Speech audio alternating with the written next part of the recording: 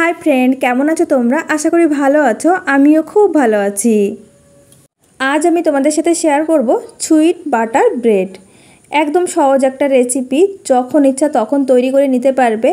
हाथे समय ना थाकले छोटो बाच्चादेर टिफिनेও किन्तु दिए दिते पारबे। छोटो बाच्चा बोले ना बड़ोदेर टिफिनेও दिते पारबे। तो चलो तोमादेर साथे এই রেসিপিটা শেয়ার করে নিই। এই রেসিপি তৈরির জন্য আমি নিয়েছি 2 পিস ব্রেড। এই 2 পিস ব্রেডের উপর দিয়ে দিচ্ছি চিনি। 1 চামচ থেকে কিছুটা কম করে নিয়েছি। আমি গুঁড়ো চিনি ইউজ করছি, তোমরা চাইলে দানা চিনিও ইউজ করতে পারো। এরপর আমি নিয়ে নিচ্ছি বাটার। আমি 1 চামচ করে বাটার নিয়েছি আর চিনির সাথে ভালো করে এই বাটারটা মিশিয়ে নেব। চিনির সাথে বাটার ভালো করে মিশিয়ে নিয়েছি। এখন এই ব্রেডের গায়ে ভালো করে লাগিয়ে নিচ্ছি। একই রকম ভাবে আমি অপর ব্রেডটিও রেডি করে নেব।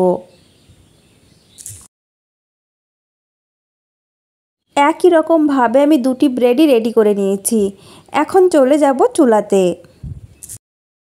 চুলায় একটা তাওয়া বসিয়ে দিয়েছি, গ্যাস আমি অন করে দিয়েছি। লো ফ্লেমে রেখে আমি দিয়ে দিচ্ছি আগে থেকে তৈরি করে নেওয়া এই ব্রেড। যে সাইডে চিনি আর বাটারের মিশ্রণ লাগিয়েছিলাম সেই সাইডটা নিচে দিতে হবে। এটা কিন্তু লো ফ্লেমেই তৈরি করে নেবে, তা না হলে পুড়ে যাবে। আমি কিছুক্ষণ হতে দেব।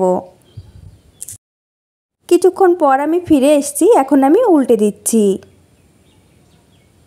এইভাবে উল্টে পাল্টে আমি দু সাইড কিছুক্ষণ ভেজে নেব। লো ফ্লেমে রেখে আমি উল্টে পাল্টে দু সাইড খুব সুন্দর একটা কালার করে ভেজে নিয়েছি। এখন আমি তুলে নিচ্ছি। ব্রেড দিয়ে এই সিম্পল রেসিপিটা তোমরা কিন্তু 2 থেকে 3 মিনিটের মধ্যে তৈরি করে নিতে পারো, আর খেতেও হয় অসাধারণ। ছোটদের টিফিনেও দিয়ে দিতে পারো কিংবা বড়দের টিফিনেও দিয়ে দিতে পারো, ওরা খুবই পছন্দ করবে। আর তোমাদের কাছে আমার এই রেসিপি আশা করি ভালো লেগেছে। ভালো লাগলে লাইক, কমেন্ট এবং শেয়ার করে দিও।